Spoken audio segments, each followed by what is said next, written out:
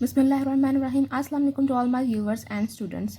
Students, as I have told you before that we have started the topic of the gastrointestinal tract, and we have already discussed antacids, antacid classification, and the classification of all the drugs that are used to treat ulcer, GERD, or dyspepsia.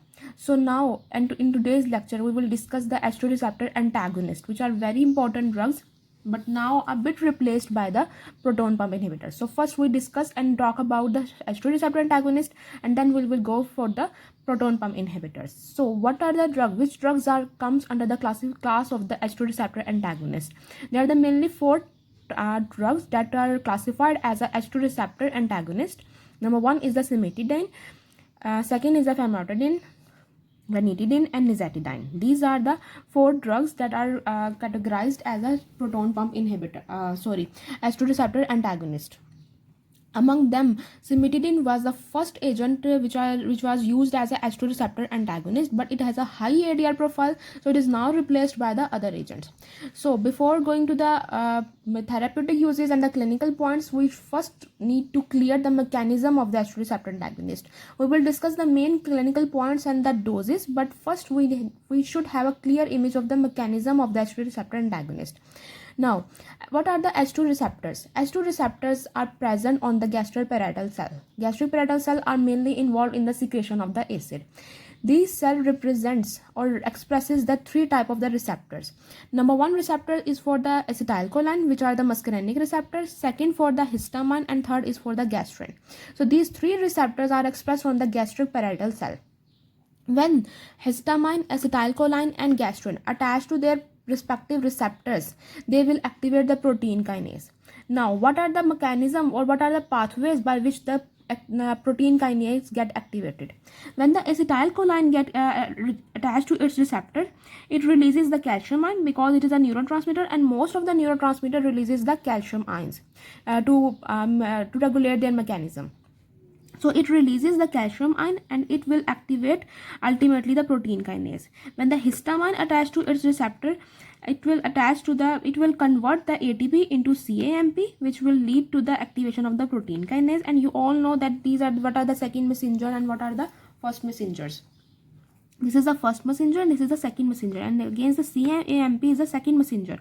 The third receptors for the gastrin are for the gastrin hormone. Gastrin, when attached to its receptor, it also releases the calcium ion and the protein kinase get activated. Now what happens when the protein kinase get activated? When the protein kinase get activated, it stimulate or activate the hydrogen potassium ATPase pump, proton pump, to secrete the hydrogen in the exchange of potassium. So it is a counter transporter pump. What are the counter transporter pump? Counter transporter pumps are the pumps that secrete one ion and intake or uptake another ion. For example, in this hydrogen potassium ATPase pump, hydrogen gets secreted in the exchange for the potassium. Hydrogen moves out of the cell and potassium moves inside the cell. So this is the counter transport mechanism. Okay, so now we have cleared the mechanism of the H2 receptors. What are the H2 receptors? They simply involve in the secretion of the hydrogen ion. And obviously, when the hydrogen ion gets secreted, it will attach with the or combine with the chloride ion and will form the acid.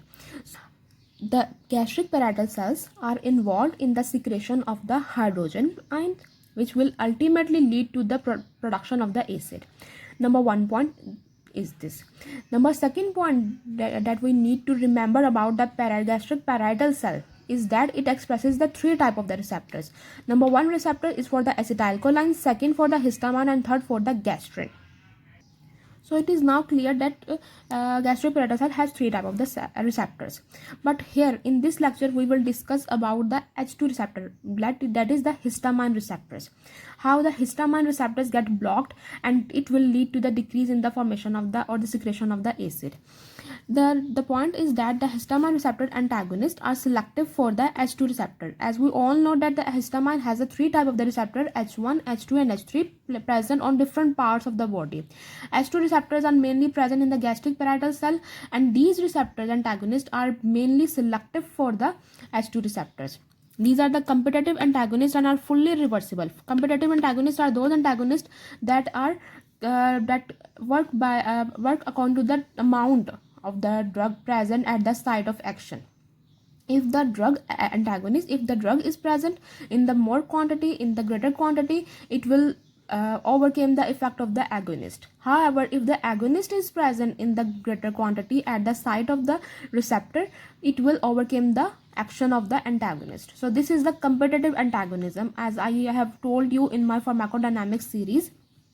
What are the competitive receptor antagonist and agonist? So we have already discussed these things. Okay, now before moving forward to this, we need to first clear that what are the enterochromaffin like cell, which are the ECL cell. ECL cell are also known as mast cell. These are present mainly in the acid secreting regions, and the acid secreting region are mainly the gastric region. And what is the function of these cells? These enterochromaffin like cells releases the histamine. However, these cells are present in other parts of the body, but they are mostly present in the acid secreting region. So enterochromaffin like cell, mast cell, releases the histamine. Okay, when we give a person the histamine receptor antagonist, the histamine obviously will not attach to the gastric parietal cell. Okay, now the other two receptors that regulate the secretion of the acid are the acetylcholine and muscarinic receptors and the gastrin receptors. Gastrin is separated by these respective cells. It also stimulates histamine to release from the enterochromaffin like cells. Okay, so gastrin is also going to attach with this receptor, as well as it is going to stimulate the enterochromaffin like cells to release the histamines as well. So when secondly, vagal stimulation also releases the histamine. So what I am trying to say is that this acetylcholine and the gastrin are also involved in the secretion of histamine from its cells, which are the mast cell. So these two are involved in the secretion of this one as well. Why? Because these two are not the powerful stimulant of the hydrogen ion. Okay, these two are not the powerful stimulants of the hydrogen ions. So what they do is that they stimulate the powerful one to get released from its cells, which is the mast cell, and attach to the H2 receptor present on the gastric parietal cells and cause the release of the hydrogen ion. Okay, so this point is clear. If you have any question regarding this mechanism, you can ask me through Facebook page, or you can ask me in the comments simply. Okay, so what we see is that when the histamine get blocked from binding to its receptor, the stimulation of the acetylcholine and the gastrin to release the hydrogen ion is very weak. So the secretion of the hydrogen ion decreased. It is not completely inhibited, it get decreased. When it get decreased, the production of the HCl will get decreased. Okay, so this is clear now. Now moves to the clarification of the mechanism is very necessary before understanding its uses, because we are now dealing with the therapeutic uses, now dealing with the clinical points of the H2 receptors antagonist. So before this, we need to clear its mechanism. Okay, now we will start the therapeutic uses. Okay, so now move toward the therapeutic uses. The first and the foremost therapeutic use is the peptic ulcer. All these four agents are equally effective for this peptic ulcer. Now, what are the consideration to be remembered?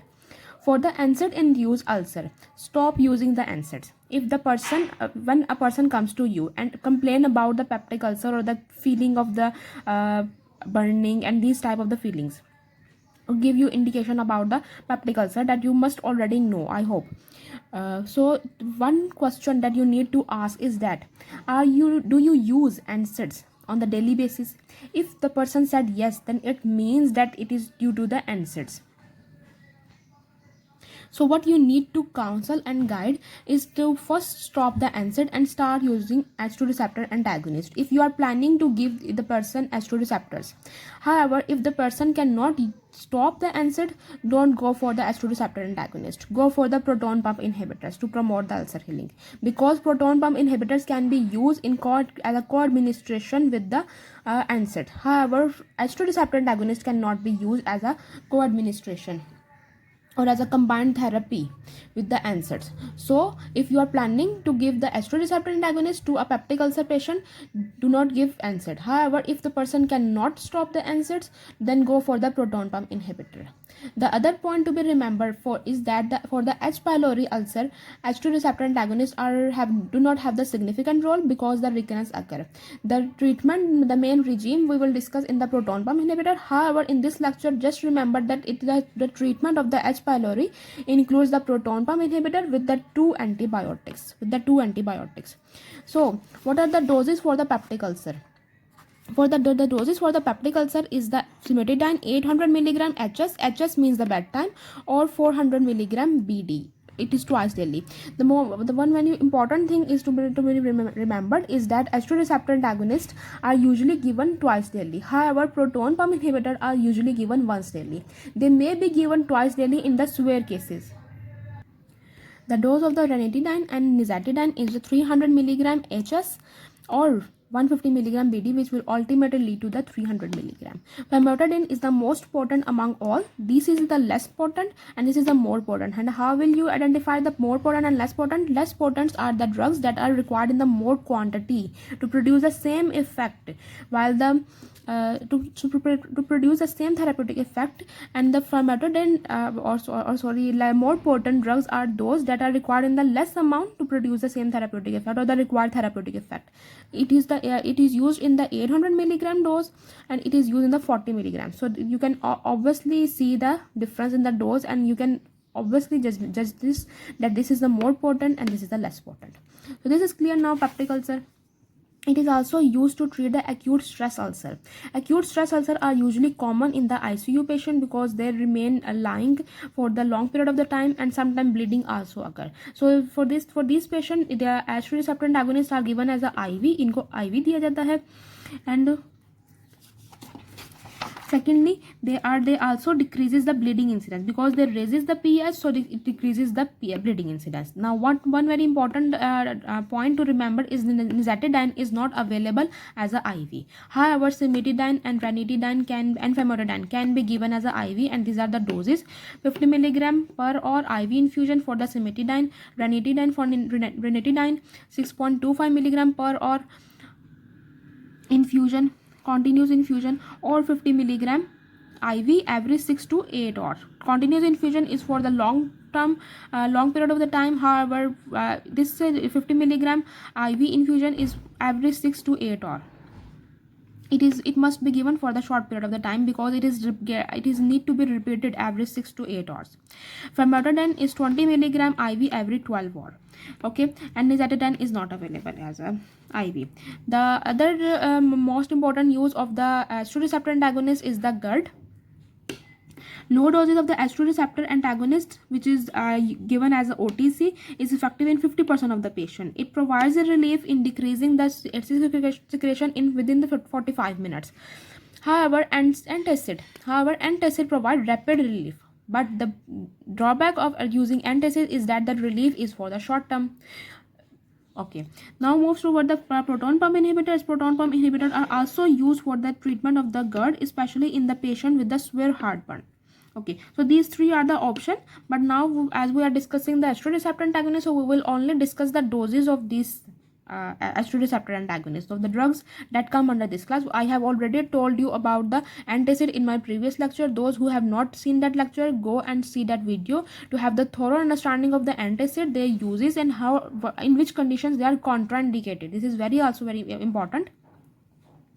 Now cimetidine again 800 mg BD, ranitidine and nizatidine 150 mg, and famotidine is 20 mg both BD.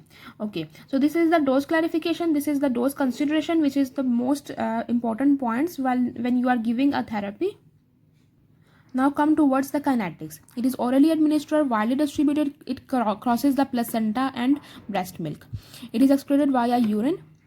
Ranitidine, famotidine and cimetidine are available as IV, as I told you before.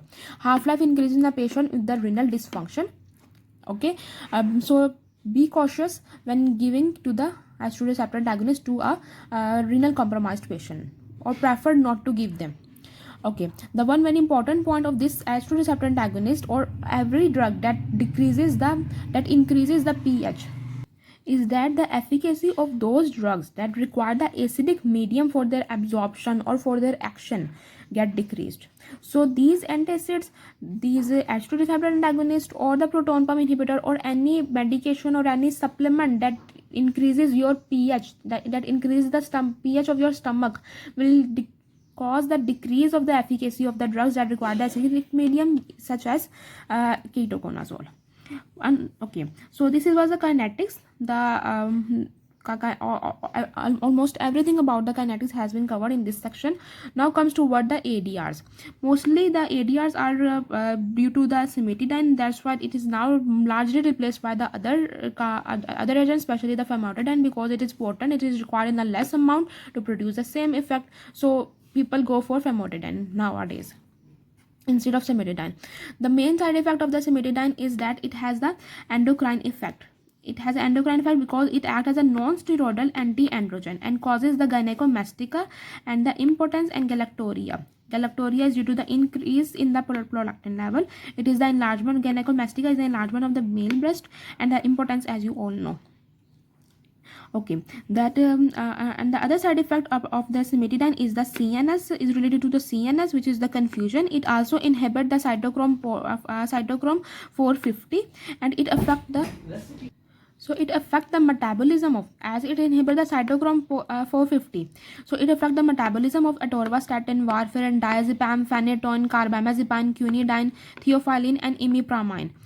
Okay, so those who have not seen this video of cytochrome 450, go and watch this 5-minute video to know about the tricks how to remember the cytochrome 450 inhibitors and inducers.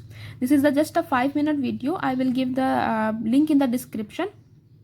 Go and watch to have the to know about the trick to remember the cytochrome 450 inhibitors and inducers. Okay, so when it inhibits the cytochrome 450, the serum level of this get increased, of these drugs get increased. Okay, now it comes to what another point. Rapid IV infusion causes the rapid IV infusion, as given in the acute stress ulcer, can cause the bradycardia rapid if given the rapid. So that's why IV continuous infusion, continuous infusion almost always slow. However, if you are giving the rapid IV infusion, if the rate is rapid, it will cause the bradycardia and hypotension. So the blockade of the cardiac H2 receptors. The last but not the least, it is contraindicated in the age of the patient less than 12 years, and it is also contraindicated or should be avoided in the pregnancy and the breastfeeding. So this is all about the H2 receptor antagonist. I hope you like the lecture and you understand the mechanism and the therapeutic uses. If you have any query regarding this lecture, you can ask me through the Facebook page, or you can ask me in the comments. So do share it with your friends, subscribe to my channel, and until next video, Allah Hafiz.